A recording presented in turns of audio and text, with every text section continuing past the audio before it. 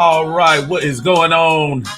How y'all doing today on this glorious Sunday? It is April 2nd. It is a beautiful day in the neighborhood. Thank you all for joining us on a Sunday night here in the lounge. Uncle Steve here to get you through. I don't know why I was in a DeBarge mood today. Hanging around my wife too much. The boys were pretty good when you think about it. What incarnation you talk about. This your Unc here to join y'all on a very, very nice Sunday evening. Weather was great outside. Thought I would pop in tonight just to check the temperature, see what everybody's talking about as far as these Falcons are concerned. And I just wanted to ask, we touched on it a little bit last week where we start talking about games in Falcon history. I think it started where we were talking about the all-time teams for the Atlanta Falcons. And I just thought it would be kind of fun to run through some of the greatest games in Falcon history, whether it could be regular season, postseason, doesn't matter. And then, of course, here to always talk about what you guys have on your mind as far as the Falcons are concerned. Always happy to have y'all join us today. Joining us here in the lounge is my brother, Superman. Superhero. I didn't get that right. Superhero. Smitty in the house. What's going on, my friend? Ain't that going on, man? You got to turn that DeBarge back on, man. You had me over here rocking, man. Look, man. I'm trying to tell you, man. There are songs that just get you there sometimes without even just like the first couple of seconds that you in there, and that's one of those songs. You first hear that background music, you already know what time it is. Man, I'm just trying to tell you. We were talking about that, I think, the other week. We were talking those songs that just, you don't need much else but to hear the first couple of notes, and you're already in the house as far as that's concerned. But I'm gonna throw a couple more in here as we go. Just throw a little karaoke background because obviously you can't play the copyright stuff right on here. But what's been going on, man? What's the word? Hey, man, you know how I do, man. You know me, man. I like to speak my mind. Talk about the hottest things out there, man. And me and Alberto, we went on a little earlier talking about the trade back and what it might look like. So y'all go check that out on Smitty Sports Machine or 95 North Falcons Talk Show, man. He's in the chat. So y'all tell Alberto what's up, man. Y'all please go check him out. Help him get to 1,000 subscribers, man, because the brother's working hard just like I am, man. Man, let me tell you something. When we all work hard, we all benefit from it. Of course, right. He's a big part of me going over that hump 1,000. So we're gonna get 95 North in the house as well, so we could all keep it on that same vibe. What's going on, my brother? How you doing in here today? Tilda Love watching us on Facebook. What's going on, ma'am? Charles in the house. Charles B. And Tavia says his number one favorite as far as games in Falcon history is the famous Vic Superman TD versus the Panthers. Now, I still to this day don't know how that man stayed extended and his knees didn't hit the ground for that particular play. It's all in the calf muscle, Uncle Steve. You can do it. Man, that was so. And that's one of those that's not even, debatable. That was just a great extension, and he went in there and scored that touchdown. That's actually a good one to start us off. Real good one. Brother Dave starts in the house. What's going on, Dave? How you doing, my friend? Good to see you. Berto is in the house. I didn't know if he gonna be able to join us or not. I dropped the link in there. He might be busy in there, but of course, join if you feel like it, my friend. He says the Isley brothers comes to mind. Look, I could play. It's so funny you say that because I had the Isley brothers. You can go anywhere with those, but if you hear that song, make me say it again, girl.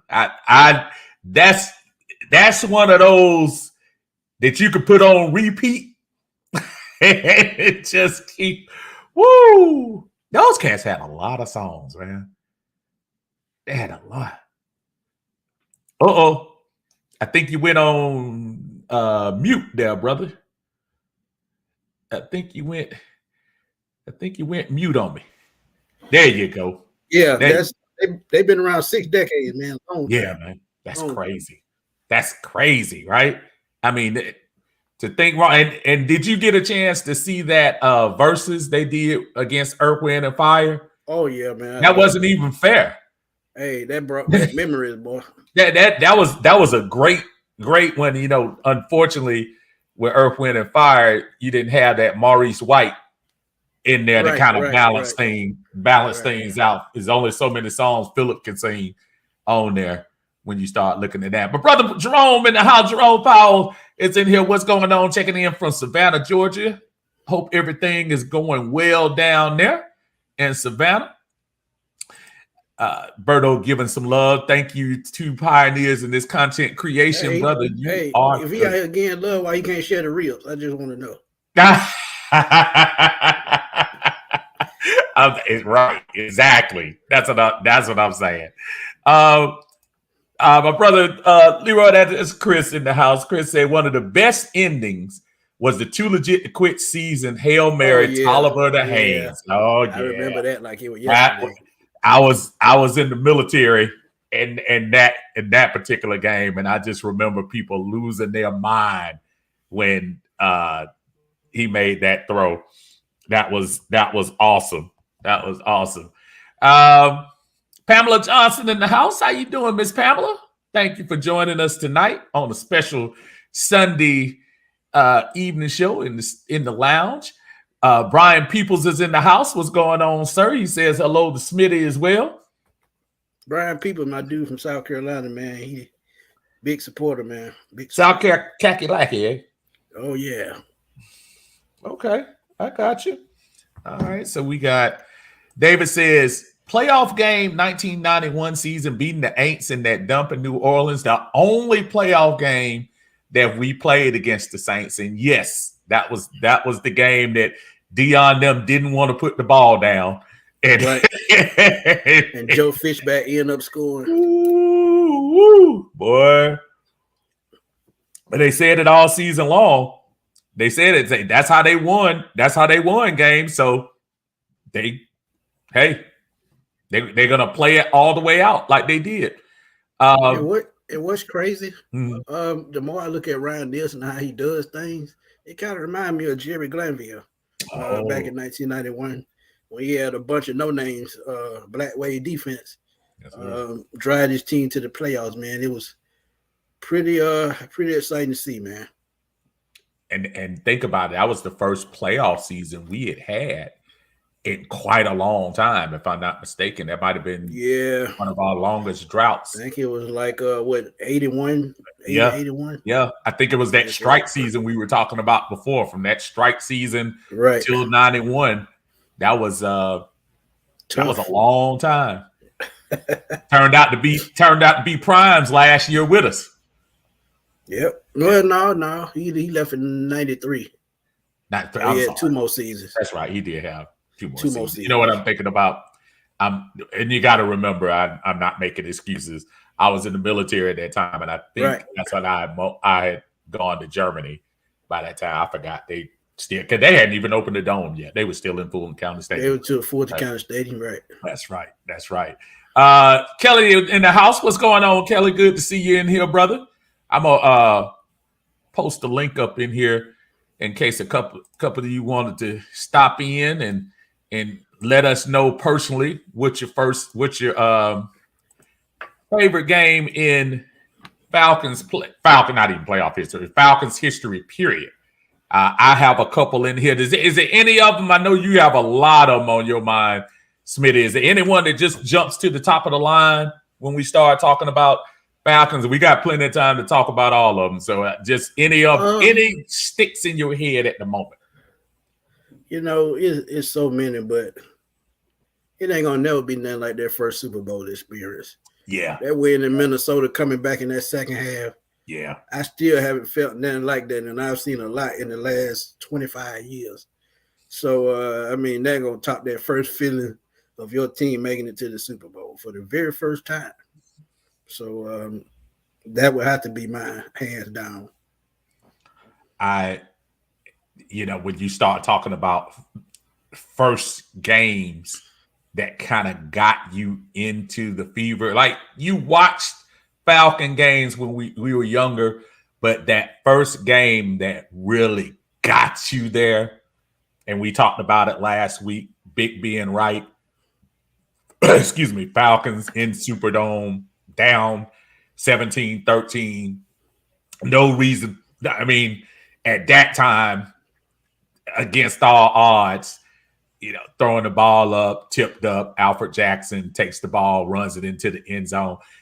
The excitement that I had just sitting there just watching that on TV, I still get that excited when I see particular games like that. That one right there is always going to be one of the top 5 games to me. Always. So you see how I feel about first Super Bowl, first big game. It's just nothing like it. Nothing. Like the people that experienced the Super Bowl in 2016. For the first time, the younger kids, man, it's the same feeling, man. When you get that first taste of a Super Bowl, you do anything and be itching to get back there and do anything by any means necessary to get back there. Yeah, well, that's what we're trying to get that feeling back again. Brother D in the house, D says, let's go, Brother D Sloan. Absolutely, D. And he's the man. We gotta push him over the top. Absolutely. Brian People says the 2016 NFC Championship game, especially when Matty Ice ran that touchdown, the whole TV screen shakes when he scores. We were talking about that last week as well. That was just unbelievable doing that. Brother Berto checks in and says, for me, it'll be the 2009 Bears versus the Falcons. Matty Ice comeback with throw to Mike Jenkins. And that was, even though he had inherited the Matty Ice moniker before that, that was one of the ones that kind of gave him the comeback kid kind of thing. Because it was like 18 passes, right? Seconds on the clock. So what now? It was about 18 or 19 seconds on the clock. Right? If that what did less than? I thought it was like 16 or something like that. Something like that. It was very low. But great throws, great sideline throws. Michael Jenkins doing this thing on the sideline and kick the field goal. That was it wasn't Matt. It was who was kicking for? Was the Denver guy, right? Didn't we have Elam? Jason Elam, yeah, that was Elam. Yeah, they kicked the field goal for us. Wallace in the house. What's going on, brother Wallace? Say what's going on with your Uncle Steve and Smitty? We are doing well. Berto says Smitty, them ribs are gone. I heard y'all talk about the ribs. Did Berto cook the ribs real? He know he probably ordered. He probably ordered the ribs. He ain't cooked the ribs. I'm gonna have to talk to sister-in-law, man, because Berto don't be accurate. I know he ain't cooked the ribs. I'm gonna have to get some proof. I have to get some documented proof that you grilled them ribs. I show my videos of me cooking ribs. Berto, he said we need film on that. It definitely needs Anthony in the house. What's going on, brother? What's going on? RJ, ATL for life, watching y'all in WrestleMania at the same time. And again, I realizing that WrestleMania weekend, big card last night. A little bit of a stunner last night. Not really, but Kevin Owens and Sami Zayn winning the WWE Tag Team Championship.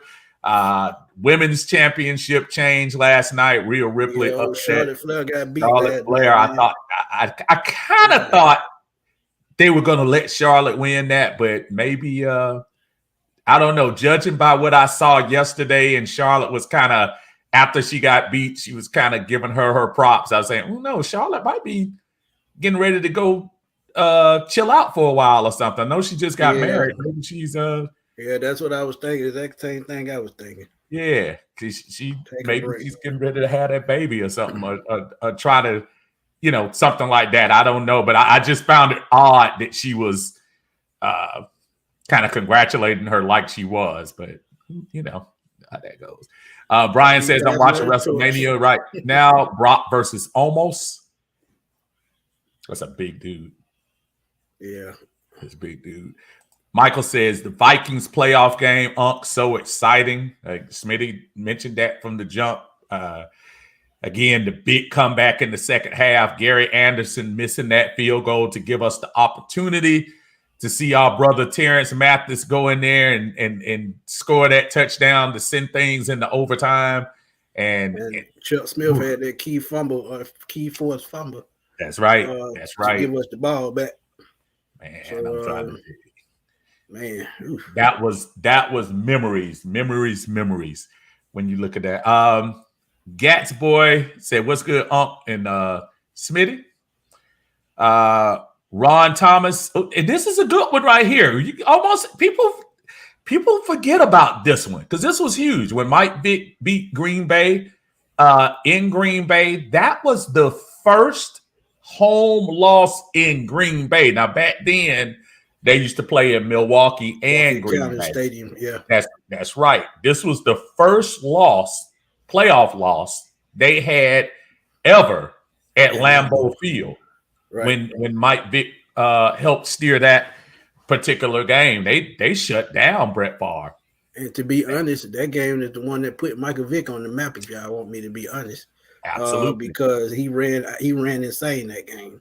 Yes, he did. And the way they played defense, man, you hadn't seen that in a while, probably since the Super Bowl season. So, shout out to them, man. You remember that whole. Nobody thought we were going to win that, and it started snowing too. I think we were 2 touchdown underdogs. If I'm not mistaken, I think it was like 13 points. That was a real. That's a good game. That's a good game to bring up, Ron. My brother is in the house as well, brother Winston. What is going on, sir? What's going on, fellas? How y'all doing? Man, we can't. Good.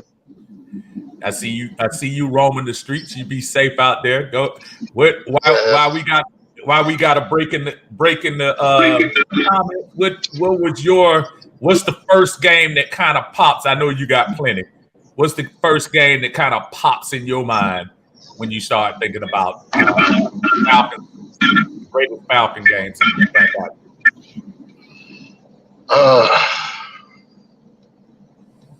You know what? 2012 NFC Championship game.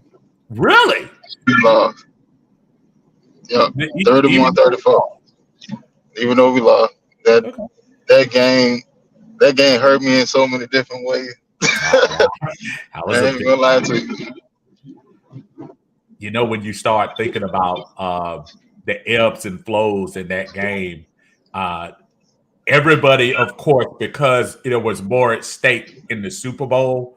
When you start talking about what New England did, obviously historic, but boy, the way we were running those guys out the stadium for that first quarter and a half, against San Francisco, for them to come all the way back, and then of course, the unfortunate turf monster grabbing Harry Douglas, and then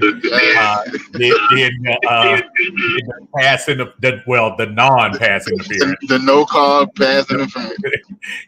Those particular things, man, you just start thinking like, man, we had some opportunities.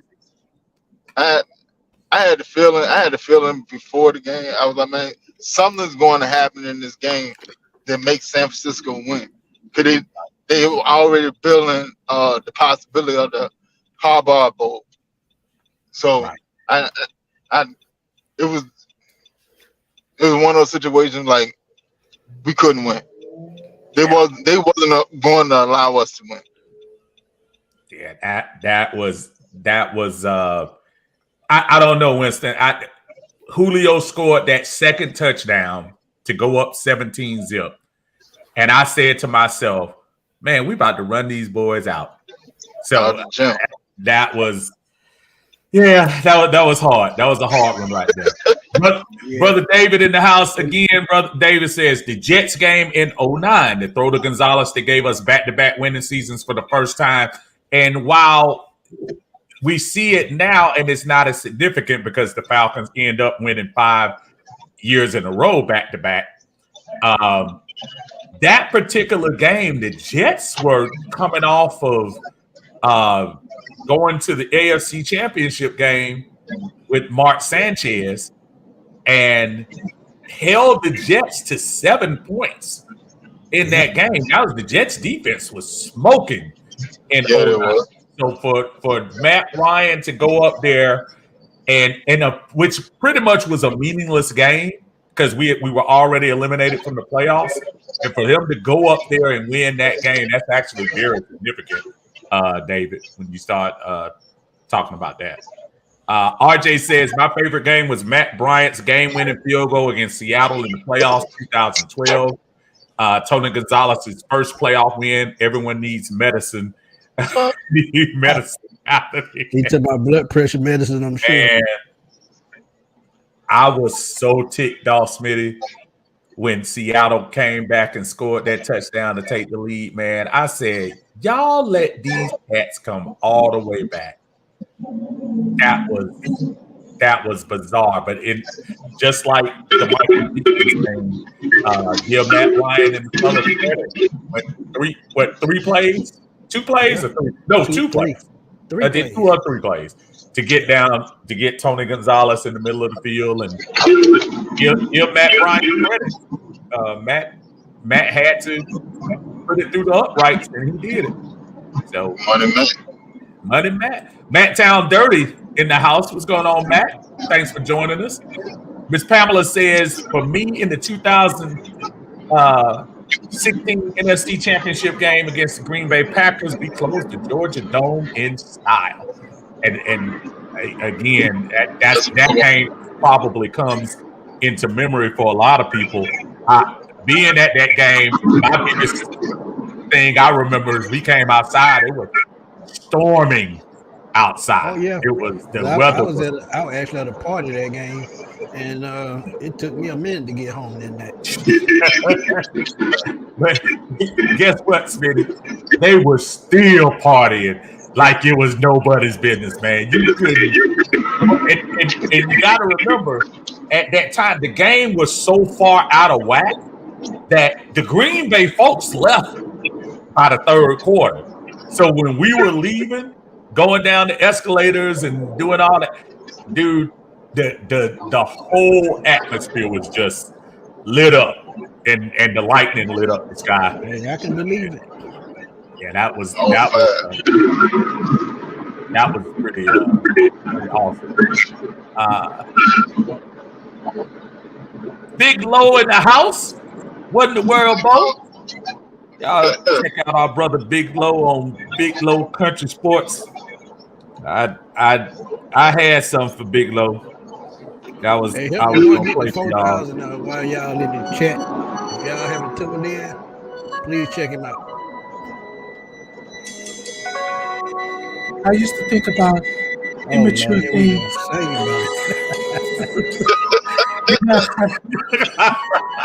I had that ready for him. He been singing that Drew Hill song for so long. I wanted to Big Low, come on in here, man, if you got a chance, man. Giving Game Sports Talk. What's going on, brother? How you feeling, man? Good to see you there. Y'all give his brother some love, man. He's just rolling this thing out, and he got some good videos he has on there. Give my man some love in the chat, and then go to his channel, and please. A lot of great content. Yeah, he's good dude. We got to get him on here no pretty doubt. soon. It's coming, no doubt. Gats boy again say beating Green Bay last game in Georgia Dome. That was pretty good. WrestleMania update: Brock Lesnar defeats Almost. I kind of figured they would. Yeah, because they've had him losing too many times to Roman Reigns. They got to keep him strong. They can't have him lose to. When they gonna bring the Undertaker back? Though I know he done retired and everything. He's done. He got to bring back at least one more time. Yeah, he's done. That man 56, man. He ain't doing no more. Yeah, he's done. He ain't doing no more. He's done. Jacqueline says Matt Ryan game in Atlanta. Matt Ryan versus the Bears. Yeah, that's a good one. Everybody remember that game, I see. Absolutely. Pamela says, I remember the 2013 NFC Championship game. That was my first ever playoff game to ride home in Atlanta. Marta was very quiet. Right. Oh, man. That was a good one. That was a good one there. I'm not even going to lie to y'all. I was sitting here on the side. The Atlanta Hawks. Looks like they should have won this game. 123-122 against the Mavs, but they're reviewing the play to see whether it was a foul or not. So hopefully we can get a possession. They threw the ball in with 0.4 seconds left. And Dallas threw the ball in. The shot never got up. So they're here discussing it right now. That's why my attention span is over here with that. Corla says that 1998 NFC Championship game 1998, that was the one that Smitty was talking about. NFC Championship game. They did put 0.4 seconds back on the clock in case y'all were wondering about the Atlanta Hawks. They are still up 123-122. Dave Stark says 2010 in Tampa. Matt has never had me so mad than elated in that particular game. I think I know the one that you're talking about. I'm pretty sure. Was that the one that Julio scored the ball? Oh, they called a foul. And Dallas missed the first free throw. They called a foul. So he has to hit this free throw to take the game in overtime. Let's see what he does. JaVale throws it up, and he hits it. He hit it. Yep. So it looks like we might be going to overtime. And the Hawks got to make some moves this offseason, man. They got to get them a dynamic player, man. I hate to say it, a dynamic wing player. They are half and half. No good, but so good. Says my favorite when Vic came to Cincinnati and ran through the Bengals. Domestic violence went up 30%. Man, that's ugly. That. Oh my goodness. Oh man. I guess the lady took off after Vic. I'm guessing. David Starr says the game he was talking about said Michael Jenkins actually scored the winning touchdown during that game with Matt Ryan. I thought that maybe that was a different game. That through 4 interceptions, they still won. Was that Tampa though? Yeah, I think so. I think it was at Tampa. I remember the 5 interception game against Arizona and the 5 interception game against Oakland. And we won both of them. Not Oakland. Was it San Francisco? San Francisco. And we won both of those games. I remember them talking about that as far as that was concerned. We while we got people still loading up the big games, we are April 2nd, fellas. So all the stuff we've been talking about since January and February is about to come to fruition. Smitty, I know you guys have been hard on it. So what what do you guys see as far as, I don't know, any changes in thoughts or philosophies and what Atlanta should do? Last couple of days, obviously, we picked up Calais Campbell, picked up a offensive lineman, probably for depth more than anything else. How are we still looking at the number 8 position for the Atlanta Falcons? Smitty, I'll start with you because I know you guys have been hitting on that pretty hard. Before I get started, man, I want to give a shout out to everybody that been supporting me, man.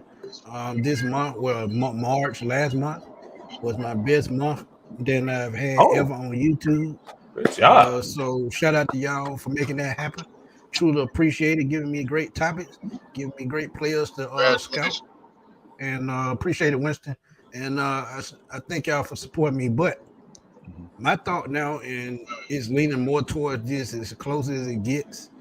I'm in the mind frame of best player available, and it really don't matter what position that is because they set themselves up. We've been hearing about trenches for the last 2-3 months, and guess what they did? They built in the trenches. Yes, they did. The players they were supposed to re-sign. They can get more players in the draft on the offensive line with the pass rush. You talk about trenches there too.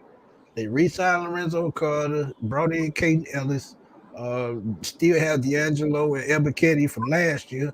So they built in the trenches and they can add 1 and 2 more pieces there. But as far as best available, I'm starting to lean more toward Bijan Robinson because I'm starting to look at explosive plays, putting weapons around Desmond Ritter. Look at guys like Quentin Johnston, Zay Flowers, just offensive pieces, even offensive line with Skarutsky and Broderick Jones. So it's just so many ways they can go to improve this team. And to be honest, I'm starting to also look at a trade back. I talked about it earlier. If you can get more picks, that second round pick, you can use one of those later round picks to move back up into the first or higher into the second and have you 2 first round type talents.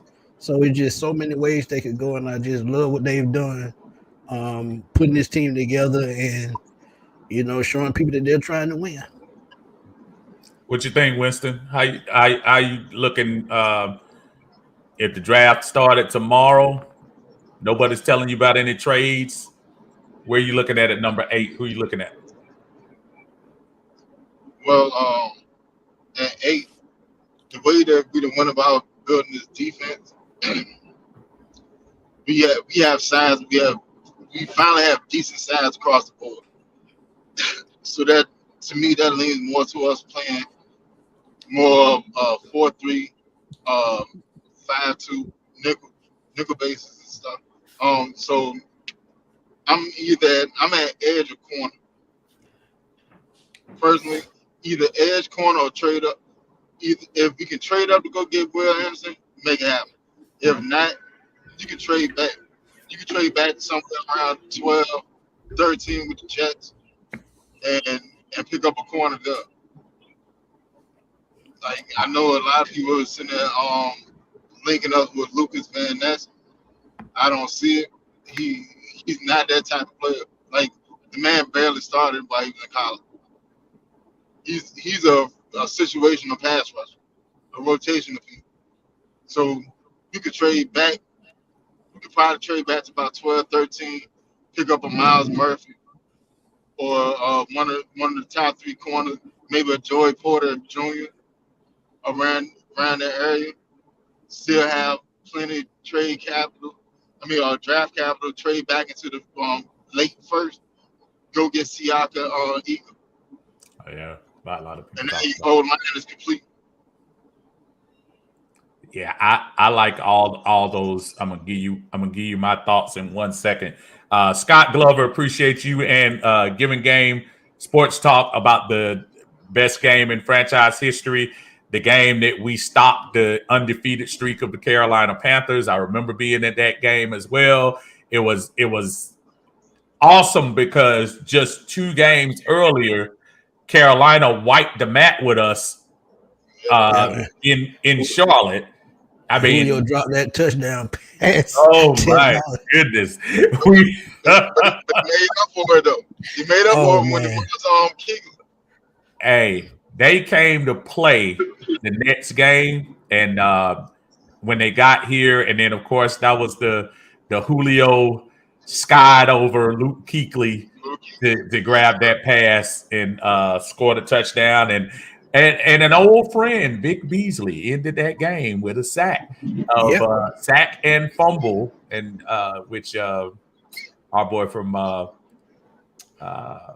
our guy? And that was actually Vic's rookie season. Yes, it was. It was. So, he did. So for those that say he gave us nothing, it's not completely true. He did show up a little bit during that particular game. I do remember another thing. When the last time somebody had 8 sacks in the season for the Falcons? Yeah, it's wait. Look, Smitty, we don't want to wait that long. I'm just saying, man, people dog Vic Beasley, man, but I mean, if they had used him right, I think he would have did a little bit better than what he did. Our brother Scott said he won $400 on that game. Hey, Scott, let me hold $5. I was about to say, Scott, don't mention money on here, brother. You're going to get us asking for money, man. Oh, man, let's get it going. GA, let's get it, GA. Is in the house. What's going on? David says probably looking at a trade back, getting Witherspoon, and then picking up Cedric Tillman, Tennessee, in the second round. That's actually not a bad idea either. Winston kind of stole my thunder a little bit. Smitty. No, brother. No, I look at it. Great minds think alike, Winston. That's why I am. And Smitty outlined all the moves that we made in free agency. Those moves again, solid moves, upgrades at every position. I know a lot of people we criticize maybe they weren't superstars, and Jesse Bates was probably the closest one, but they were upgrades over anything we had on the roster at those positions. So since you've kind of filled in those slots, you brought in Coach Nielsen. A great thought from David, where David says Nielsen would throw a lot of bodies at offensive line. With all that we've done on the defensive line, Coach Nielsen, to me, is still the biggest acquisition this offseason because I feel like if he can breathe life into Ogundeji, say his name, Smitty. Ogundeji. I apologize. Ogundeji, AK. If he could throw Troy Anderson, if he can revitalize Richie Grant and Michael Walker and get those guys to just play within themselves and improve them. If we can just get that much, you know what I would do? Just like Winston said, why not go for it? I don't mind if we're sitting at 8 and Jalen Carter happens to fall to us, so be it. We'll put him in there between two stand-up guys in Grady Jarrett and Calais Campbell. They'll have this young man playing on a high level. You can look at it very similar to the Hagelman situation when Hagelman came in and played on the same line as Dwight Freeney, and he had his best year then. I think we can get Jalen Carter. He already has the talent. When you talk about that, Uncle Steve, I think that had more to do with Brian Cox. Brian Cox got these guys up to play every single Sunday with the way he teach the defensive line.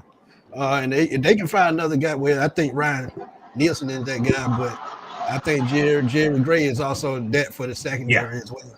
Yeah. So the influx of guys, especially Jerry Gray is huge.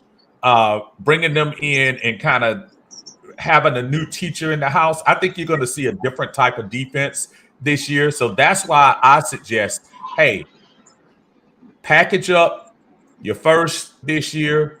See if the Cardinals might bite on maybe a third this year, maybe a third next year, and go up there and get probably the best defensive cat on the board in Will Anderson. I mean, if you did that, you might be one of the better teams. You sneakily might be one of the better teams in the NFC. And not only that, you showing the fan that you're willing to take a chance to turn this thing around faster, sooner rather than later, instead of kicking the can down the road like we talk about all the time. You don't have to do it with the quarterback position all the time. Sometimes it just takes the right, mix and balance on defense to carry a team. You saw it with the 2000 Ravens, saw it with the 85 Bears. So it can be done. Absolutely. Matt Town Dirty says 1998 game Falcons versus Vikings. That's a really good one. Another game that we haven't mentioned. Hold on, Augustine. Hold on, right quick. I don't mean to cut you off. No, you do. Georgia, Texas boy. I brought up a point about this a little while ago. Says Nielsen Gray, senior advisor from Alabama, which is Dave. I see. Alberto brought this up as well. This could be an inside look at the Falcons going after Will Anderson. So if they move up to go take him, just don't be surprised because of the move they made. Right. So they're going to give Nielsen his input on how this team should be down the road. So they're looking 2 and 3 years up the road, not just this year. So and most of the time too, Smitty, what you don't hear is you don't hear GMs talk as much about moving up in the draft or moving down. They usually don't show their hand. How many times have you heard Terry say, hey, we might go up and go get what we want to get? I don't think he's playing poker with that. I think he's serious. I think he's saying if it's something that's going to improve our team, I'm going to go do it. He did it last year. He did it last year. He went and got Ebiketie in the second round. This is the first time I've heard him actually sit there and say, hey, we are open to moving up or moving back in the offseason since he's been here. So I definitely think us making a play for the number 3 spot is very, very probable. Right. Yeah. Right. Yeah. Right. I was talking, but let me see. Kelly says, considering that the rules are so different, do you actually believe the 85 Bears and 2000 Ravens can be duplicated? 85 Bears, absolutely not. Stat-wise, no, neither team. Yeah. But I'm saying it as far as the defense, being the main characteristics of the team. And the similarities in both of those teams. They both had 2 of the greatest defenses of all time, and they both ran the ball well. So, again, this is why Bijan Robinson comes into my conversation, because if we run the ball, control the clock, and all we ask Desmond Ridder to do is make the key throws when he needs to, easily a playoff team. So this is why I put that out there. Not, stats-wise, I don't think that'll ever be matched. But as far as the defense carrying the team and being the focal point of the team, I think it can happen. The 85 Bears and the Ravens get thrown in there. The Ravens that was a really good defense. The Ravens had, and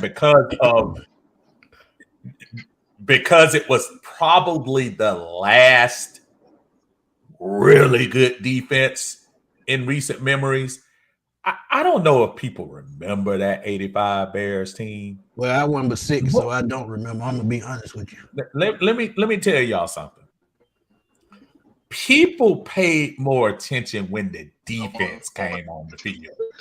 You had an offense that still had Jim McMahon, Willie Gault, Walter Payton. Walter Payton. I'm missing somebody else in there. Matt Suey was in the Singletary on the deep. Well, I was just talking about the offense. Eventually, but Willie Gault was one of the fastest receivers back in the NFL back then. Absolutely, but in those particular games, though, the defense was so suffocating that the offense really didn't need to do. Go back and look at those games. A lot of those points were defensive points. The defense would outscore the offense in most of those games back then. Only hiccup was against Miami during that year, but I don't think I've ever seen a team so dominant. People are talking about Philadelphia this year with the 72 sacks and stuff like No. that. Yeah, that's nice. That wasn't the Bears were suffocating. They did not. Those cats were trying to hurt you. They were trying to hurt the quarterback, and that's why they give up a game. About 11, right? Probably somewhere along that, man. I mean, they were ball hawks. The cats were getting interceptions left and right. Richard Dent, William Perry, Mike Singletary captaining the team from the middle, Gary Fenwick. Dave Durson on the backside. Oh my goodness. So to answer the question, I don't think it can, Kelly. I really don't think it can when you think about it. Matt Town says we cannot allow the Eagles to get Carter and put him with Davis again. I don't, unless it's one of those plays. I'm trying to see the Hawks trying to win this game with no seconds left. Okay, they got a foul. 1.8 seconds left. Atlanta going to the line. I don't think Jalen is going to get out of the top 10 for as much as everybody's talking about it. I think it's a smoke screen. I don't think it's any way. Matter of fact, Jalen Carter might not even get to us if we stay at 8. I'm gonna tell you, like I told everybody else, I don't think he get past Seattle at 5. He might not. Pete, if you tell everybody what you've been saying about the Pete Carroll tutelage, I should say, with guys that might have a little bit of baggage coming in. Oh yeah, he's been known for that, and knowing that what they need on their defensive line, he's a perfect fit. You look at guys, Richard Sherman, Cam, Marshawn Lynch, Cam Chancellor, all those guys had off the field problems. So he always found a way. Right. And when you get an older coach, they know how to deal with these type things because they've seen them before.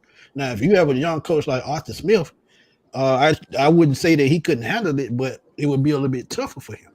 Right. So Pete Carroll has a history of this, and it's different when you have a history of these type things. So I think, to be honest, that probably would be the best fit if you talk about, off the field character issues. But, like I said, that's what locker room leaders are for.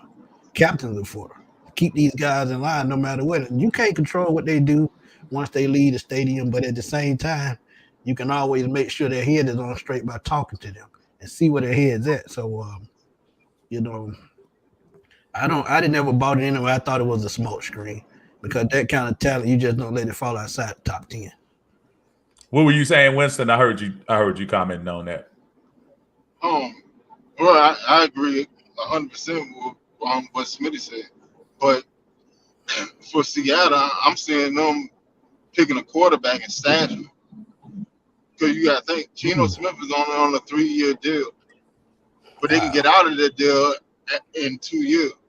So you go get one of these project quarterbacks like Will Levis, Anthony Richardson, or Hendon Hooker. That's going to be the sneaky pick right there. Hendon Hooker could very possibly sneak into the first round. Yeah. But if they go grab a quarterback, he's gonna learn only for Pete Carroll and Geno Smith for a year, 2 years, and then it's his show. Then you got off on Geno contract, you good to go. Because I don't even know who the backup quarterback is. Even you put a hand and see the field anyway, so they need to get a quarterback. I don't know who the backup. That's a great question. Yeah, you see what I'm saying? Yeah. I think the only reason I would slightly disagree with the quarterback this year for Seattle, you're absolutely right, because they only signed him to a 3-year contract. I think Seattle might be in a position, again, it's going to be tough to topple San Francisco, but in a weak NFC, it may take only 1 or 2 pieces to get this bad boy together to get you to either the division round or possibly the championship round. And Pete Carroll, if he doesn't know anything, he knows how to coach some playoff teams. What he did in the Super Bowl, that last Super Bowl. Well, notwithstanding, but you gotta get to the Super Bowl first. Though. The one thing I always say, you're right. Maybe even with Dan Quinn's, Kyle Shanahan, however you want to call it, you got to get there first before you blow the Super Bowl. You got to get to the Super Bowl. You got to get the dance before you can start dancing. Exactly. So I go back when you say they possibly may get a quarterback. If this was 2024, I agree with you wholeheartedly. I think the investment that you're making in Geno is saying, I got 2 more years. If you can go get a piece like a Jalen Carter, or I doubt if Will Anderson is dropping past 3, but even if he did, I see Seattle trying to go get that young piece on defense this year and maybe going to get that heir apparent to Geno next year, where you have a draft with Caleb Williams, Michael Penix, with my man Spencer Rattler. You got some guys coming out next year. Say what now? Yeah. Shador saying that he come out. Oh yeah, that's right. That's right. Deion's boy is coming. Marcus May kid too from North Carolina. He coming out. And they ain't that far away from each other. So definitely gonna keep an eye on. And so that's my point. I don't think that's going to be the move for them. I apologize. My attention. Hawks did win the game for those wanting to know. About time. Won in overtime. Yeah, but they'll lose next time. So that's the best of thing. False start. What's going on? Jacqueline says I'm gonna say this past season's Panthers versus Falcons game. That actually wasn't a bad game. The one in the dome. When they threw it to Hail Mary. Yeah, that was crazy. And I say again, that throw PJ Walker made, he may never throw a ball like that again ever in his life. Man, that was the prettiest 70-yard in the air pass I've ever seen in person. What the hell was that safety and corner doing though? That was horrible. Smitty, and I'm sure Berto will back, dude. It came right where we were. So we got a perfect. As the ball was coming, we were sitting there saying, "Oh, that ball gonna make it. That ball gonna make it to the end zone." And that ball made it dead in the end zone. Thank goodness. I mean, it was. But I went back and watched it on TV. Man, it looked prettier on TV than it did. But give PJ Walker credit and thank you, DJ Moore, for taking your helmet off. So that was. David Starr says, "I've seen." Oh, absolutely. David Starr says, "I've seen Carter mock to Detroit at number 6. That wouldn't." Get Aiden Hutchinson some help. That wouldn't be a surprise at all. Oh, that would be great. If Kelly says, "I haven't." Sorry. Go ahead, Winston. I said if Carter go to Detroit with Aiden Hutchinson, what's that boy that we let go to Detroit? The defensive end. Yeah, Kaminsky there. Yeah. The guy He's a free agent this year. Like Detroit got a squad over there. People sleep on him. Like I got Detroit winning the NFC North next year. Augustine, I don't agree with that. Let me tell y'all something. If y'all believing in Detroit is not something you need to do on a regular basis, man. I believe in Detroit and Dan Campbell like I believe in it Dan Quinn the last couple of years in Atlanta.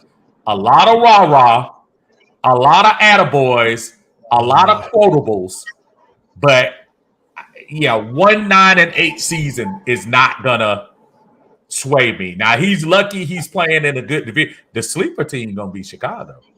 Chicago is filling in a lot of quietly. Chicago is filling in a lot of slots, and Justin Fields, because of their record, it doesn't look like it.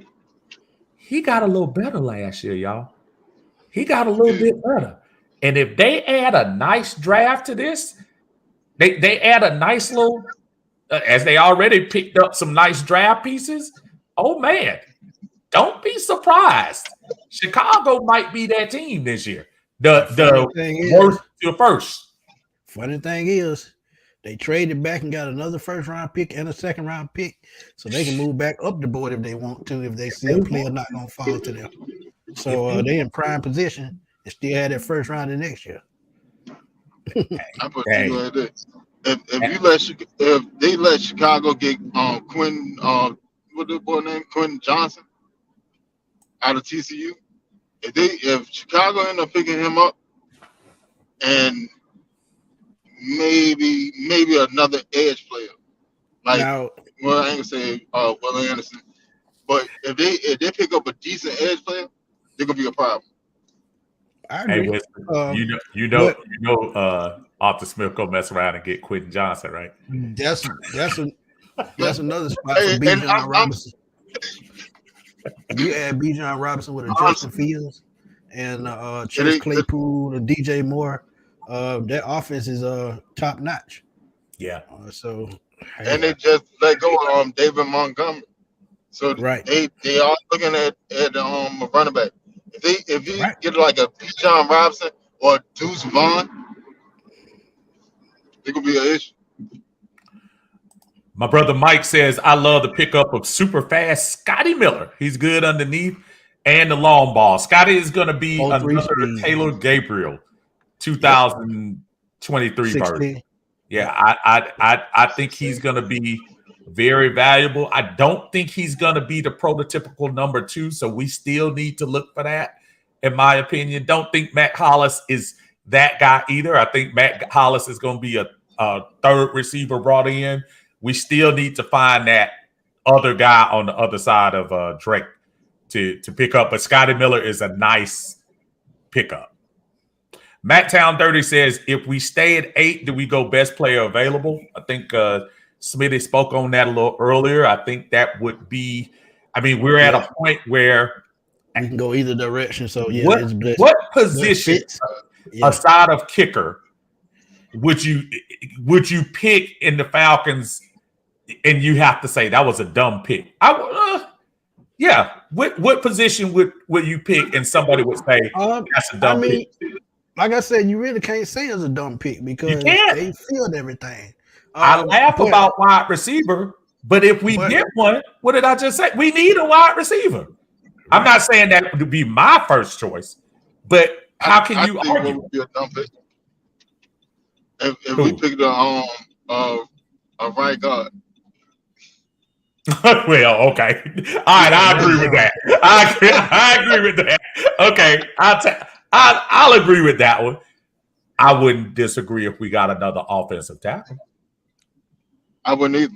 Because Jake Matthews don't have too many more years. Yeah. I wouldn't disagree. It's about time to put him over at guard for a little while.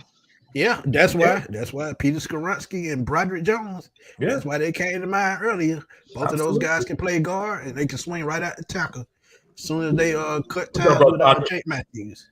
Absolutely. What's up, Sean? How you doing, brother? Sean in the house. Jacqueline says, I have a question outside of the Falcons and Hawks. Oh, that's an easy Who are y'all five favorite Braves players of all time? That's actually a good question for a Sunday night. That's an easy question, too. Okay, I'm going to start with you, Smitty. Easily Hank Aaron, number 1. Dale Murphy, 2. Chipper Jones, 3. Greg Maddux, 4. And John Smoltz, 5. It's real good. I don't think you can miss on any of that. Where you at, Winston? I'm exactly where Smitty at. Verbatim. Wow. So, yeah. And nobody gives John Smoltz his credit, man. But you talk about one of the best playoff pitchers of all time. So when you look at that aspect of his game, that's what made him great to me. I'm gonna go off the beaten path a couple of y'all because I know it's hard that the team that was winning 14 straight, division titles. I get all the love they get, but I'm an '80s guy, man. I love Chris Chambliss. I know people might not remember who he is. I remember him. Chris Chambliss was that guy for me. A lot of people may not, know him for what he was and everything. He got ran up out of here for talking junk about the fans, but David Justice was the real deal when he was here in Atlanta. Loved his game, loved what he has. A lot of people didn't like him when he was here. He was a little flashy, but Rafael Furcal was that guy, shortstop. I loved his game, loved what he did. And I got two more. As far as pitching was concerned, I know a lot of people hated him when he left and he came back, but probably the most consistent pitcher in Atlanta Braves was Tom Glavine. Tom Glavine was straight. Smokes was the fireball and whatever, but every time Glavine was in the game, man, he seemed to be that guy. And I'm going to leave this last one because this particular guy headed the turnaround for the Atlanta Braves franchise. Ironically, the year they won that first championship, he got traded and then came back the next year. Terry Pendleton. Terry Pendleton was the guy on that 1991 team. MVP, yeah, it's the MVP. And he changed the whole mindset of the Braves that year. And the year he went and got traded back to to St. Louis in 95, that was the year the Braves won. And then he tried to come back in 96. And, I'm like ATLGA, man. I love Fred McGriff, and shout out to him for getting voted into the Hall of Fame. ATLGA in the house? Okay, I'm sorry. I'm looking at all right, ATLGA faithful in the house. What's going on, my brother? All this time, man, I was sitting looking at my screen, and he came in my thing, and I kept saying, why am I not getting his videos? Dude, I had not subscribed to him. All that time, it ticks me off because I would, you put your notification stuff on. I was like, I'm not getting my videos. So I thought he had blocked me or the attorney. Hit that subscribe button, bro. That's why I always say it. I was like, he blocked me for something, man. I know. I was like, dang, man, he didn't do that to me. But that's my buddy, man. Notification. I wasn't getting notification, man. I thought he wrote me up. Maybe he heard me singing one of them songs and turned me off. I always knew he liked Big Low better than me anyway. I'm gonna come I'm taking Big Low's slot then. GA. That's my buddy, man. Y'all make sure y'all sub him up. Yeah, y'all go check him out, man. Sub him up and give him some love, man. Hey, man, he done took the page to another level, so y'all definitely gotta support him now. Absolutely. Yeah, I saw a little intro in there. I saw Absolutely. I saw it working. Kelly says Hank Smokes, Andrew Jones. Boy. That's somebody. God. One of the best defensive outfielders that ever played the game. Why is he still on the ballot? Why is this man not a Hall of Fame? He was Gold Glove about 15 straight years, wasn't he? 12 straight, yeah. I mean, why is he not in the Hall of Fame? I don't get that. It's something about Atlanta, man. Dale Murphy ain't even in the Hall of Fame. So Dale Murphy, I'm not gonna lie to you. Dale's gonna have a hard time because Dale played in an era near the end of the late 70s and early 80s where you were going up against monster competition. Even if he won that MVP like he did. He won back-to-back MVP. Right. Even though he won those, he was in an era against so many strong players back then. Yeah. And Joe Torre took us to the one division title, and then kind of back-to-back we had slight 500 seasons. Then when the late 80s come, they just fell off. Yeah, they fell completely off. But they fell all the way off the wagon. Dale Murphy was a bad boy, man. Bad boy. RJ Falai says John Smokes did it all. Starter, closer, absolutely. Seba Smith says, I hope I pronounced that right. Seba Aceva, I apologize. Fred McGriff, David Stark says the Hammer, Murph, Chipper, Mad Dog, Smokesy. RJ says, who was more controversial, though, Uncle Steve? Dave Justice or John Rocker?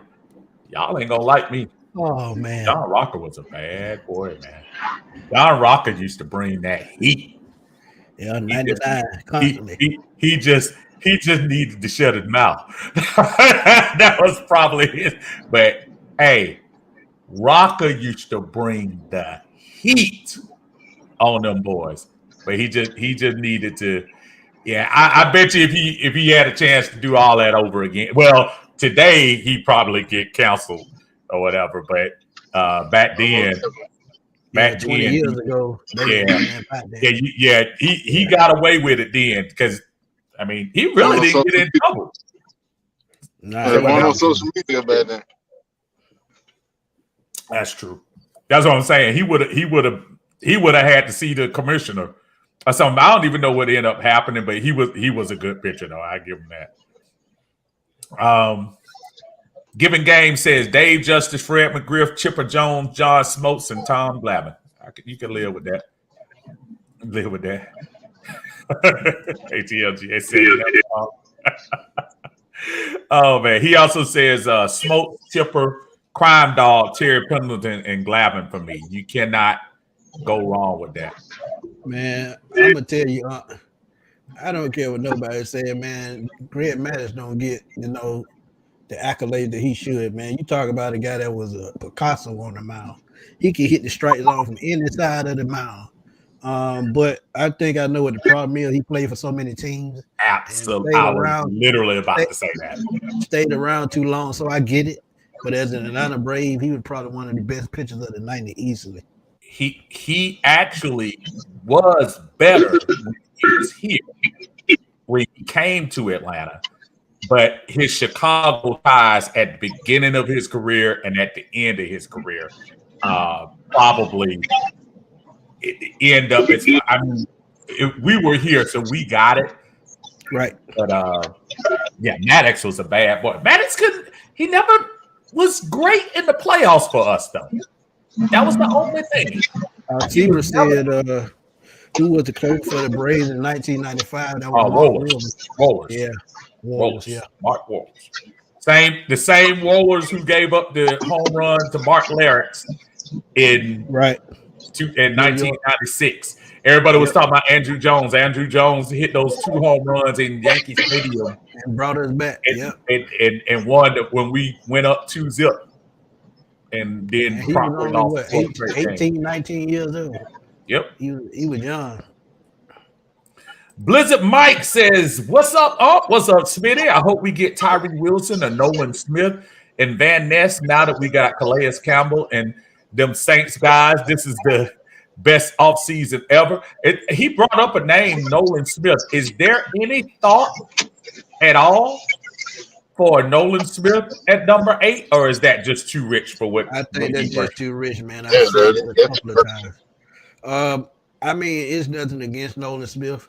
And, like people said, in my comments earlier, he's great against the run. He can rush the passer, but his frame is just concerning me for a guy that high. If they trade back to like with Washington or someone like that, with the Texans or the Jets and 12 and 13 in that range, I definitely think about it. But number 8, nah. I hear you. ATL GA Faithful says New Wave Braves, Acuna, Freeman, Olsen, Riley, Harris, and Snyder.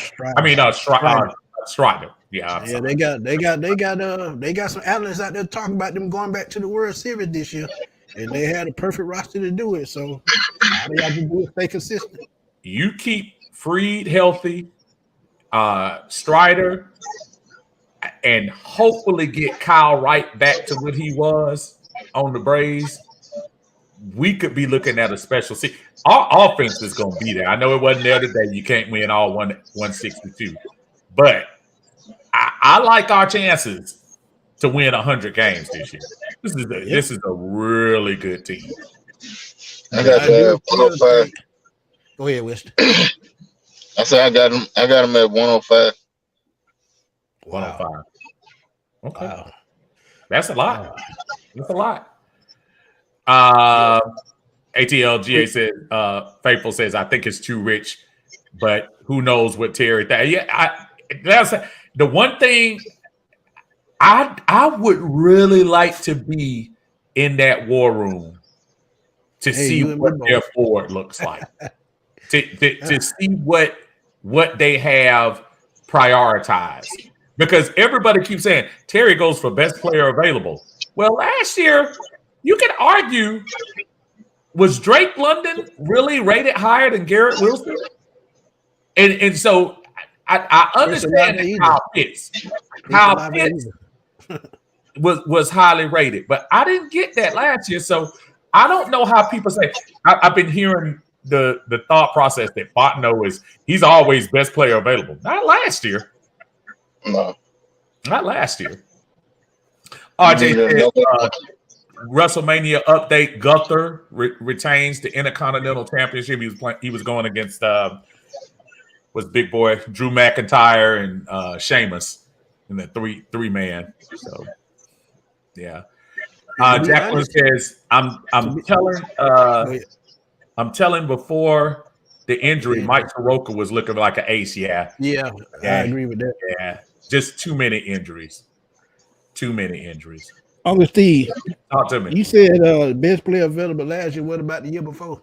I don't know what I said. Kyle Pitts, I'll agree, because a lot of people had him highly rated. Now, do I think the Falcons should have picked him? No.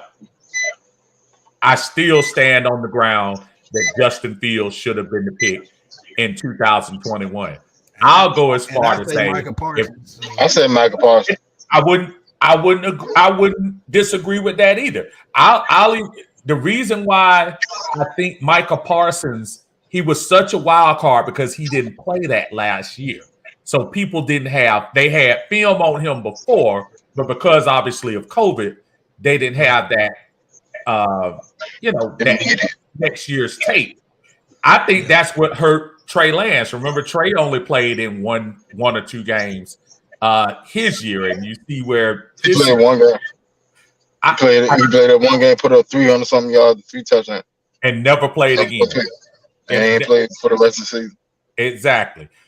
So when I go back to Michael Parsons, the only thing that makes me at least have a little solace in that is because obviously the whole top 10 didn't think as much of him either, because Michael didn't go until 11, right? 11 or 12. To Dallas. 11. That way, 11. Yeah. So everybody was off on that. Everybody was talking about Kyle Pitts being that particular guy. For the Falcons, I just, I'm not crying over spilled milk. You get Justin Fields that first year under Matt Ryan in that situation, being able to get under him. We're in the playoffs this year.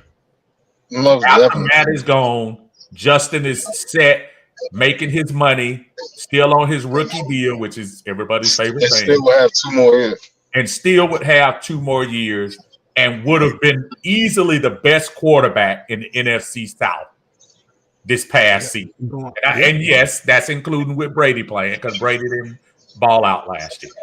No. Brady looked like the old man in Dumb and Dumber last year. So he looked worse than that. He looked worse than that. He looked 45. I didn't realize that. Facebook user said the Hawks eliminated Dallas from the play-in. Oh, that's deep. And y'all want to hear something crazy? And I was talking to my cousin a couple of days ago. Right. Look for Luka to ask for a trade. Almost double. He interested in Georgia Peaches? He should have been in Georgia anyway. He should have never left. Should have never left. Yeah. Atlanta should have never traded us. That's so funny that the narrative is the same in Dallas that it is here in Atlanta. Both of those guys who were traded for each other, and Both you have half the fan base want both of them traded, which is crazy. And remember, we're from the outside looking in. People from the outside saying, "How could the Hawks want Trae Young to get traded?" Until they see those 40-foot shots put up 6 times a game, and then us on the outside, I'm saying Luka traded, but I don't think Cuban. The difference is Cuban is not getting rid of Luka. Okay, if Damian Lillard want to go to Dallas for Luka Doncic, he gone. Better bet it. Mark Cuban will Mark Cuban will not get it unless Luka goes and asks. He's not getting rid of him. He is though, because you gotta think about it. He just came out in the press conference last week and said, "I am not having fun playing basketball and stuff anymore." He's going to ask for a trade this offseason. You think so? Yeah, most definitely. I'm telling you. You gotta think about it. All right, you brought. If Luka been the one-man team star, everything for Dallas, and then and the closer, that's the biggest thing. And then you bring in the number one closer in the league. Kyrie got more on 4 quarter points than anybody in the league. You'd have brought him in, and now I'm trying to figure out how I'm supposed to do my thing and make him happy too. And we do the same thing. We are the same player. Only thing is, Luka is more distributor and more rebounder because of height, but they play exactly the same. That's why I said, like when the trade first happened, it's gonna be fun to watch, but it's not going nowhere because they're 2 of the same people, and neither one of them play defense. You can have one player that don't play defense. You can have one, but it's not possible to have 2. 4-time All-Star, 3-time first team All NBA. We get that, but at the end of the day, it's about winning. That sounds good. You can think about it. Look at Matt Ryan. Look at all the stats he got. Matt Ryan is not a first time. Winston. Before that come out of your mouth, you ain't supposed to be drinking in the car. You know, before you even. Oh man! I'm just saying though, like stats can be skewed. Now, I've had a conversation with somebody earlier on Facebook. They were like, "Man, Ritter went off in this last game against Tampa Bay." I was like, "Bro, he got 199 yards after halftime against the backup. He had 25 before that." Like, come on, he had 25 in the touchdown. People will skew stats how they want. I had an argument, Winston, with somebody that was trying to tell me, well, Ritter didn't throw any interceptions in 4 games. And I was the defense dropped. To be honest, he threw 4 to 5. He's saying 2 he dropped. I think it was 3. It was 4. No, it was 4. It was 4 or 5. He should have thrown 2 against the Saints, another against Baltimore. Yeah. I want to say he should have thrown 1 against Arizona. Yeah. See what I'm saying? That's 4 right there. And then he threw another one against. It was Isaiah Simmons who dropped that interception in the Arizona game. So for the sake of those who and again, I've come from the dark side. I'm Anakin Skywalker. They took off the mask. I'm back. I'm rooting for. I'm down with Ritter. Don't I haven't turned my back. But I just say, just be careful of the. It's not true that I'm gonna use your own words against you. Say with a straight face. I'm gonna use your own words against you with a straight face. I'm gonna tell you, if Luka can find a team such as a Miami or a team that he can play like he's playing in Dallas, but with more star talent, he's gonna leave. If Miami can shoot out a trade They got a whole cast of characters they can trade. I mean, only other team needs is another star player and a key role player in return, and a couple of first round picks, and Luka out of there. Let me ask both of y'all a question. Do y'all think the Atlanta Hawks are talented? Very talented, but they don't have the chemistry they need to win more games. Do you think Luka would be a better fit with DeJounte being here?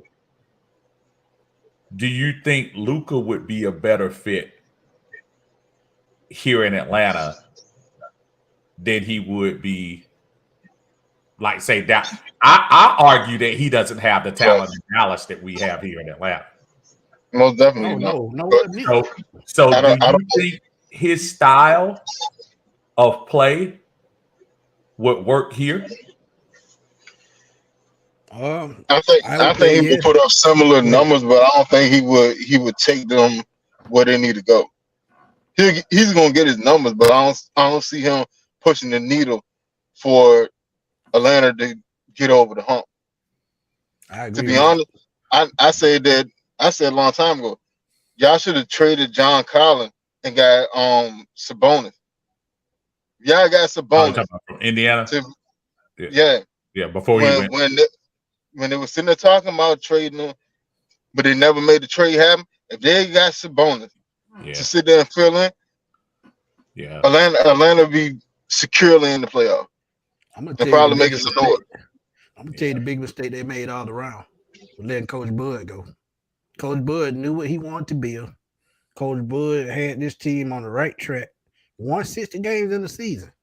I think if Giannis, his last contract he signed, I think he would have been in Atlanta by now, because Coach Bud said he had a plan to bring more talent here, more superstars here. And now that I look at what he's doing in Milwaukee, he's doing just that. So I think letting Coach Bud go and not doing his thing here, I think that was the biggest mistake of all, even before Trey got here. I don't even think that was the biggest mistake. The biggest mistake was on that 60-win team thinking that you need to re-sign Paul Millsap to that money. I think you just made a mistake like that with Joe Johnson a couple of years prior. Right. So the mere fact that you doubled down and not realize you probably should have built this team around, well, you had Schroeder, but you probably should have brought some younger help in here. Paul Millsap, that re-signing him was like us re-signing Julio and Matt. He was on the wrong side of 30. He was what, 32 years old? 30, exactly. He had a renaissance year. Don't get me wrong. He had a nice year that year. But I don't even think he was the guy, in my opinion. I still think, T played way over his head. Kyle Korver played way over his head. Al Horford played way over his head. I like Gallo here last year more than I like. Gallinari. Oh, absolutely. Absolutely. So I go back when you start saying the Bud thing. I think we should have never re-signed Paul Millsap. Yeah. I'm gonna go to a couple of these comments because people are talking about this as we Okay. Let's see. They got Theo says, if anything, Cuban would bring Lillard to play with Luka. Lillard not leaving Portland. He's not leaving Portland. Dixon, what's up, Larry? How you doing, Larry? In the Dixon way. I know he was probably just watching that game. I want to hear that same energy for Luka when they give Trae Young. That same energy for Luka that they give Trae Young about useless stats on a losing team. That's fair. That's fair. Sean says Trey Lance was overdrafted. He wasn't worth the picks. Again, I think Trey was in the same boat as Zach Wilson. He looked great. His measurables were great. But he didn't have that time. People now, I bet you if you redrafted this year, Justin Fields would have easily gone top 5 this year. Because he played big time college football. What do I always say? That hype train Yeah. That hype train can mess up anybody. Yep. They can hype up a bowl of boo-boo. And when draft time come, that bowl of boo-boo gonna smell good. And then 2 weeks later after they drafted, that's when it starts smelling. So absolutely. Hey, so that hype train to get us all. So just don't fall victim to it. RJ for Life says there are reports earlier this season Trae Young may request a trade if the Hawks don't advance in the playoffs. Maybe Luka trade again. And you know what? They probably the contracts will balance out.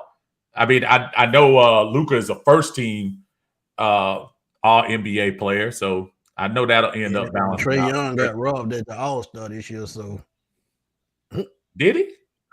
Yeah. He got robbed. He's still one of the best young point guards in the league, even though but not this year. Selfish at times. But not this year. He had a rough. The numbers look good. Yeah. The impact is not there. That's the biggest thing. Like, if you give me 18, 7 and 7, I'll take that over 35, 2 and 4. You know what I'm saying? Oh, absolutely. Because you're affecting the game in so many different avenues. If the only thing you're doing is scoring, you're not playing no defense. You're not. And don't get me wrong, Trae Young defense got better because Jonathan Merritt got that. His defense definitely got better, but still, you're a liability on defense. So, there's no purpose of sitting there trading Trae for Luka when they do the exact same thing. Yeah, you seeing that firsthand what's going on with Dallas now. But I think what's going to turn the Hawks around, and for a guy, I think to be honest, I think DeJounte Murray has made more of an impact than Trae Young have this year. Most definitely. As I'm looking at and he's playing out of position. Right. The Hawks need more of a wing scorer, like a shooting guard, like a Klay Thompson, who can shoot the lights out of Devin Booker or somebody like that. And I don't see anyone on the block, the trade block this year that can get that for them. So they're going to have to, Klay not going anywhere. Jaylen Brown going where the money at. Cause they keep putting them up for trade. And he's sitting there saying, "Hey, look, man, like y'all talking about y'all don't want me. So do you bring in Jalen Carter? I'm sorry, Jaylen Brown. Do you bring in Jaylen Brown or do you keep DeJounte Murray? Yeah, I bring in Jaylen Brown, trade out Trae Young. Okay, but you had to you might gonna have to send another player, either that or some money. Yeah, let him have Collins just for the contract to balance out. But if you put Jonathan Murray back in his normal position, which is point guard, and then you got Jaylen Brown lying up beside him, I don't want to give him away. That backcourt, is crazy on both sides of the court. Yeah, I don't want to give him away either, Smitty. But Boston ain't gonna get fleeced like that. You gotta give something. Yeah, back in return. You send Trae his contract. Go ahead. Go ahead. I'm running down through the team trying to see who y'all can part with. That's what I'm saying. Yeah, it's gonna have to be a two-player trade. It's money wise, it'll match up because Jalen's not making what Trae's making. Matter of fact, Boston might have to give more if they were to go that route. Because Trae's making with that third team All NBA, his accelerator kick in. About 35, right? I think he's making more than that. His accelerator kick him at I want to say 208. His max is 208. Oh, so he'll be up in the high 40s then, the mid 40s, if that's the case. I want to say his max now because he made All-Star and he got an All-Pro? All-NBA. He got an All-NBA. So his max according to Spot Track, he's making 37 this year, 40 next year, 43 and 24, 45 and 25, and they can get out of the contract in 2026. 26 if they want to. And that's for Trey. Yeah, that's for Trey. Jaylen Brown, for the moment, I'm trying to get this. Sorry. Jaylen Brown is making. He's making chump change. Yeah, compared to Trey. Okay, Jaylen this year is making 22. I'm sorry. This year is making 26, and next year is making 28. So actually, if they made that trade, they had to throw in Austin would have to kick in to balance that out. Yeah. So you can see like Jaylen, and Williams, the forward, and Grant. I don't too much care for Grant. I like Williams. I like the rebound and defense. Though. They ain't gonna let go of Robert Williams. They definitely gonna keep him. Yeah, you can't throw in Clint Grant. I can see Jaylen and Grant going in the packet together.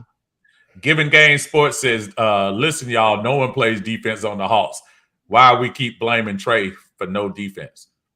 DeJounte Murray played absolutely no defense. I didn't say he didn't play defense. All I know is they just gave up 130 points. I think that's a team effort. I think the Hawks can score with any team in the NBA. They just can't stop anybody as a whole, not just Trey. Playing the Hawks like playing that game at Dave and Buster where you throw the ball in the rim and just keep shooting it. That's it. That's what it feel like every time they hit the floor. Not the Dave and Buster's game. You know what I'm talking about? The basketball game, which you just keep shooting and try to run up as many points as you can. That's what I see the Hawks as. Larry says you can't trade Trey due to Trey and Jason Tatum because both players on a rookie deal. NBA rules state you can't have two players with a rookie match. Okay. No. Tatum is off limit. Tatum is completely off limit. Boston will not trade him. He's untouchable. Said the deal would be a sign and trade, fellas, to make the money right. Trey can't be in a trade to the Celtics. Okay. Got it. I know Larry probably know a little bit more about that than I do, but yeah, me too. Yeah, I ain't gonna lie to you. I got Atlanta Bird game in the house. Tidy's in the house. Says y'all check Atlanta Bird game out. Y'all make sure y'all go over there and sub him up. Cuban is a great dynamic owner. Kyrie Irving won't be returning to Dallas next year, and I don't see Luka requesting the trade. See, and I think that's where I was going back before we started talking about where we would the thought process. I just don't see Mark Cuban giving him up. I think Mark Cuban has the same affinity and passion for him as he had for Dirk. I think he's going to try his best to build his team.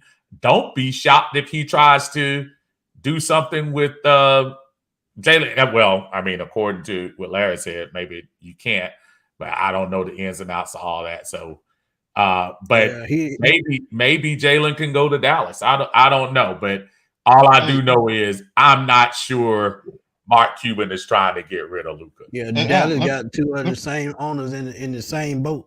Jerry Jones and Mark Cuban are two of the same type people. Right. Except Cuban. Let me throw a dark horse out there to y'all.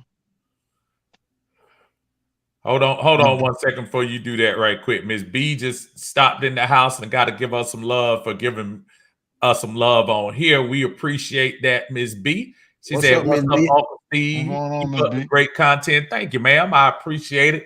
We just having a beer and chill Sunday. We talking about everything from the greatest Falcon games that we morphed over to other sports, which is cool because that's what we do.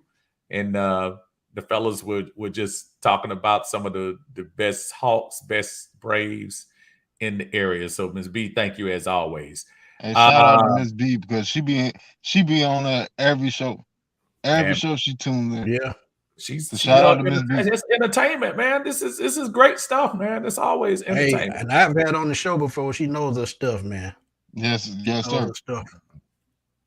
But let me throw this dark horse out to you. LeBron is getting older, right? He just moved off all all the crazy contracts they have, Luka could go to the Lakers and handle the ball handling part for LeBron. I actually love what they did with Jordan Clarkson, man. That was a sneaky good pick. They played defense better, AD, if he can stay healthy. And You talking about LeBron, D'Angelo Russell? right. If those three at full strength and playoff time come, they're gonna be a problem. Because like I said, I think Russell has vamped up their defense. I even think he's a better fit than Pat Bev. So likely to be a problem, man, going forward if they can find a way to get through that play-in round. Let me tell you something. This is actually gonna. I'm trying to put it on the screen for y'all. Why is this ESP? I'm sorry, y'all. Hit the present thing at the bottom of the screen. Yeah. Oh no. I was trying to get to the page. Oh, okay. You're trying to get to the page first. No, I was. For some reason, the ESPN page was. Here we go. I was trying to get to the standings real quick because you made a good point, Winston. Lakers coming on at the right time, man. Yep. Lakers are really coming on at the right time. And if you remember the last time they won the championship, when COVID was around, they did the same type thing. They hit that late season stride, carried into the playoffs, and they won it. Let me make this a little bigger because people like me can't see worth the pain. You see, I got on glasses too, don't you? Hey.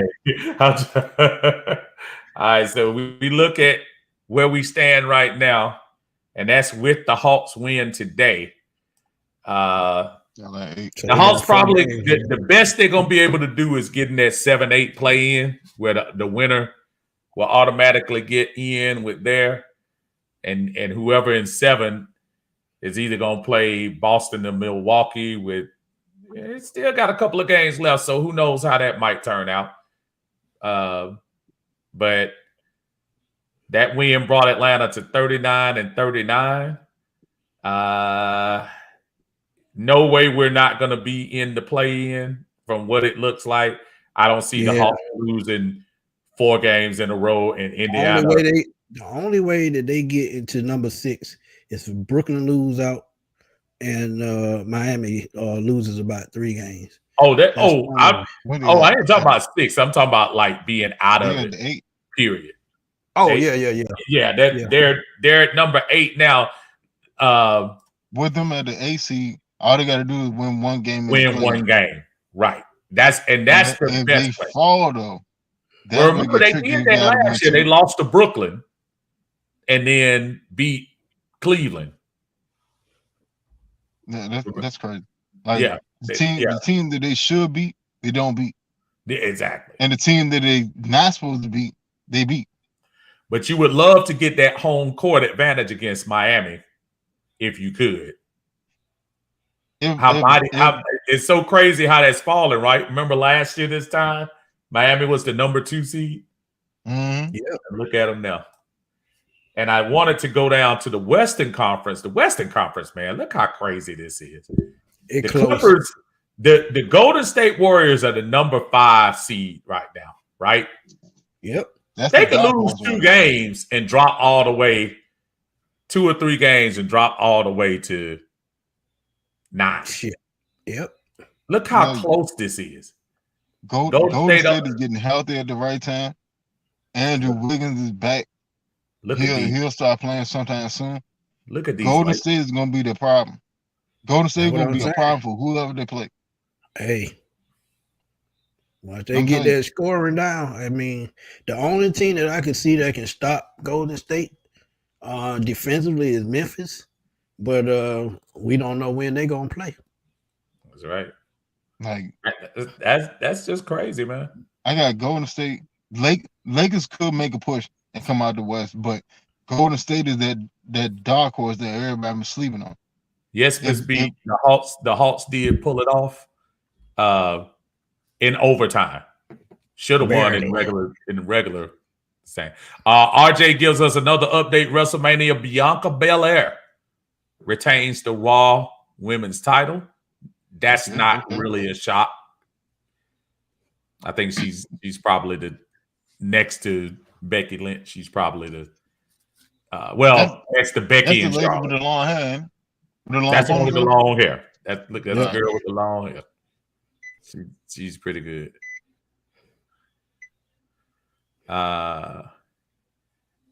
Let's talk. Give me some sports. Let's talk about Sacramento. Man, dude, Kevin Huerter has gone over there and been part of a real team now, man. He looked like Larry Bird in Sacramento. Ooh. All he needs, man. Sabonis, man. Sabonis. You got to give a shout out to Sacramento owner though for making that move for Sabonis. Like Winston just said, that's probably one of the sneakiest good moves in the last 5 years. And that's what I keep saying about the Hawks. They got to get that guy in the paint or in the front court that's going to make a difference. I don't see it with Capella, and I don't see it with Collins. So until they make that type move, they still going to struggle. Yeah, Capella ain't been Capella's in Houston. Right. I think, unfortunately, I think we have his contract is pretty. I think we re-signed all them cats. Yeah, it's a team friendly deal because what you get for Capella is about $22 million, and the average center they makes about 30 something. So it's a cap friendly deal, and that's probably why they re-signed. I just the Hawks team that took Philadelphia, because they don't have a lot on the line at all when you look at Clint Capella. Share. Yeah, he's only making $18 million. Yeah, that's a steal. And I don't think they're gonna re-sign him. I think they'll be looking JaVale McGee. I think they'll be looking for somebody who can. Let me ask y'all a question. Why do y'all think Boogie Cousins not back in the league? Probably got some attitude. I mean, it's plenty of players in the league with an attitude. Look at John Morant. He's going crazy. He got his money and he just nothing up. I go all the way back to Sacramento when he played there. The way he left there, I knew then, his career, wasn't gonna be as long as I thought. Want too much because like we always talk about, the owner, they in the same circle, so they gonna talk. And look at the chance that he's gotten. Every team he went to since then, he's only stayed 10 games, 15 games here. Just really hadn't played much. So his time is about up because he's about 33, 34. So yeah. You burn them bridges. Blizzard Mike says I'm going edge at number 8 now that we got them monsters in the middle. Talking about Calais Campbell and Grady. Emmanuel Brown says no, we can't allow the Eagles to get Bijan Robinson behind that O-line. That's what we can't allow. They lost Miles Sanders, so it's a possibility. Yeah, but their actual line got picked apart. I want to say right guard left in free agency. Andre Dillard gone. Yeah, he gone. Somebody else off of that line left too. Yeah, but they made he's come back. They got Lane Johnson. He's back. Who they left tackle? Either way you put it, their line is not the same line. Now, if they had the same line, then we got Bijan, I can understand it. But right now, they need to build that line back. Yeah, I can see Paris Johnson there at 10. Don't underestimate those losses on defense too. I know we're talking about the offense. That Philly squad is not going to be the same Philly squad that we saw last year. Nowhere near. They lost about 20 players, man. And Darius Slay did come out and verify. Everybody kept thinking Atlanta was in the mix. He said Baltimore was the team. He came out and said Baltimore was the team that was close to getting him, not Atlanta. Mm-hmm. So that's crazy. That's crazy when you think about it. If he went to Baltimore on the other side of on Marcus Peters, but they got Marlon Humphrey too, so yeah, they still got some talent there. Baltimore still got a nice squad. Baltimore draft corner. They just I think they might be hedging their bets on Tyler Huntley this year. Judging by but Lamar coming back. He gonna have to sign that extension. Yeah, he gonna have to sign that tag. If not I gonna have a choice, I would play 6 games, get the cruise season, and I shut it down. I play 6 games. That's crazy. Shut it down. He's not gonna have a choice. Fellas, I'm gonna go ahead and wrap it up for the night. Y'all know I got the aftermath tomorrow in Uncle Steve's Lounge. I appreciate you. I checked out Smitty them earlier today on the Sports Machine. Smitty, tell them what you got in store for people this week. Tuesday we will have NFL legend Fred Smoot, who's now a podcaster. He's on with Morris Chestnut and Josina Anderson. So I have him on Tuesday at 8:00. We're gonna have a blast, man. So bring y'all tilt towers, because dude gonna have y'all laugh. He's a pretty straight up dude, man. Been knowing him for 5 years and interviewed him many times. And every time we get together, man, it's a party. There you go. Like the one on that boat he was on back in the day. But we definitely gonna be tuning in. I'm still trying to get some verification of them barbecue ribs that Berto allegedly made today. I told her I'm about to call sister-in-law, man. Yeah, man. Berto ain't gonna do right. I don't know. Hey, Schmidt, if you see some cartoon hands coming in, doing the flipping. Oh, man. We said don't worry about it too much. It's all okay. Brother Winston is always in the house, man, supporting all the fellows, man. We appreciate you, Winston, because it's folks like you to make this stuff go round, brother. Don't ever underestimate your importance to our group and Smitty's group and those that you participate in, brother. We can't do it unless you watch and unless you participate. So I just thank you, man. Man, hey, brother, man, anything to have another. You know what I'm saying?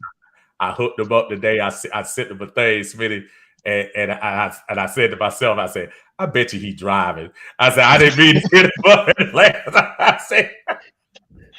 I know he get around, bro. I had some moves to make. Still ain't made a move yet, but I got where I need to get. That's what I'm talking about. Look, again, I appreciate y'all for sharing the last hour and a half. Again, I'll be on tomorrow, probably looking at around 4:00 tomorrow for the aftermath. I got something I need to take care of a little later in the evening. So y'all make sure y'all stay with us. Appreciate everyone joining us. Thank you for the talk. Tomorrow probably be a little bit more focused on the Falcons a little bit. But again, just a Sunday chill. That's what we do here on the day. We are versed in all the sports in here. So for my brother Smitty, my brother Winston, I appreciate y'all fellas. Y'all take care. Everybody have a great evening, and we'll catch y'all later on.